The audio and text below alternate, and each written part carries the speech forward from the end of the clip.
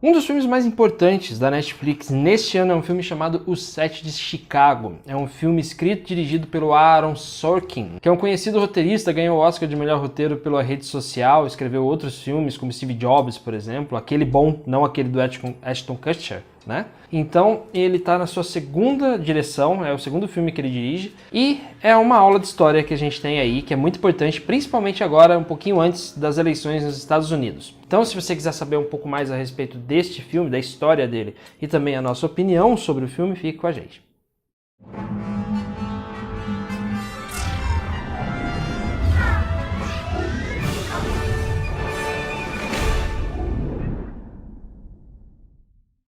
O filme ele conta uma história que se passa em 1968. Um grupo de ativistas foi fazer um protesto pacífico na Convenção Democrata lá nos Estados Unidos e depois de alguns desdobramentos eles acabaram sendo presos. Os organizadores desse protesto eles foram acusados de tentar fazer uma conspiração, né? Eles foram acusados de conspiração e eles também foram acusados de incitar revolta. Acontece que esse julgamento que eles passaram, né, esses 8 no caso, mas daqui a pouco você vai entender por que são 8, tem essa diferença de 7. Esse julgamento acabou se tornando um julgamento emblemático por mostrar o quanto a justiça pode ser realmente cega, mas cega pelo lado negativo, porque houve várias situações de injustiça dentro desse julgamento e até hoje era lembrado por esse motivo, né? Era lembrado por ele ser um julgamento que se tornou célebre por conta de todas as coisas absurdas que aconteceram no seu decorrer. Para um filme desse tipo, logicamente você precisa ter um elenco muito bom. Um dos primeiros nomes que a gente pode destacar aqui é do Boca Seca. Se você não conhece o Boca Seca, é o Ed Redmayne. Ele e aqueles lábios dele que imploram por uma manteiga de cacau estão neste filme. Tem um personagem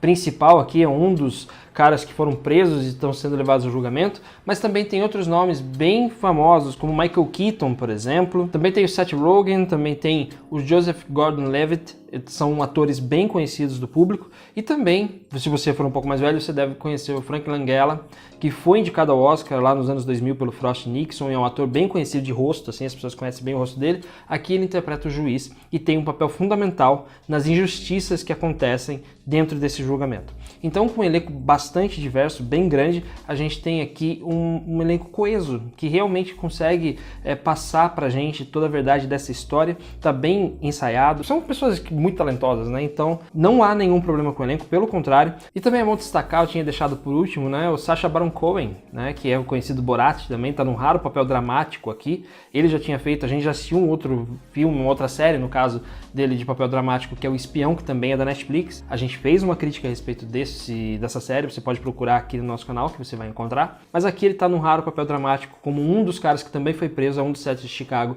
e que faz aqui um dos seus melhores papéis até o momento. Mas o grande destaque deste filme é justamente o seu roteiro.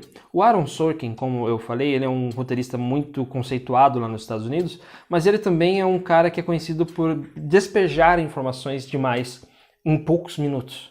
É muita falação nos filmes dele. Todo mundo começa com monólogos e vai assim até o fim. É muito diálogo que tem. Então, para quem não gosta de filmes com muito diálogo, esse filme pode parecer um pouco maçante. Mas nesse caso, esses diálogos todos são necessários para que a gente possa imergir dentro dessa história, para que a gente possa entrar dentro dela com maior facilidade e também explicar pra gente o contexto político e social da época. Então aqui neste filme, o excesso de diálogos, na verdade, é uma das suas maiores qualidades.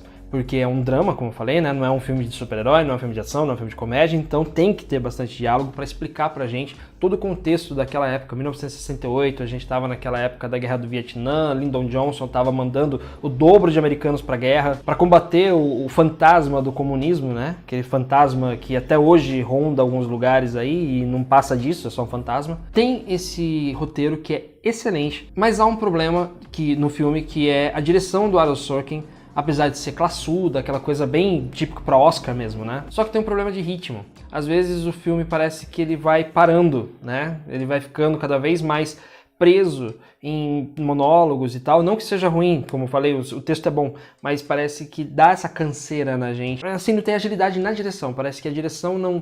Se fosse um diretor mais experiente, com certeza daria um ritmo melhor para este filme. Mas, no geral, É um filme esplêndido, é um filme que vai disputar aí premiações de fim de ano, com certeza, porque é um filme voltado para isso, tanto nas atuações, quanto no roteiro, quanto no filme em si, né? O filme faz uma recriação de 1968 muito interessante, né? Faz uma recriação muito fiel àquilo que estava vigente nos Estados Unidos naquela época. Então, é um filme que vale muito a pena assistir, porque é uma história profundamente atual, por incrível que pareça, né? Então é um filme que você vai entender. Inclusive também, lembra que eu falei que era 7, o 7 de Chicago, mas na verdade são 8? É porque tem também um elemento que foi colocado dentro deste filme e é o que faz com que seja o maior elemento de revolta, vamos dizer assim. Porque envolve racismo, evidentemente, porque envolve os grandes preconceitos da América, tanto naquela época quanto agora, são vistos neste personagem que é colocado de gaiato dentro dessa história. Não vou lembrar o nome do ator, mas faz um papel extremamente importante e interessante também dentro desse filme, mas é um dos principais. Além, logicamente, do juiz, interpretado pelo Frank Langella, que é o americano direitista de hoje. Você olha para o cara, ignorante, parcial, você sabe que é um retrato de que a América não mudou. Tudo continua na mesma. A América, eu tô falando América porque é eles que chamam de América, porque a América é todo continente.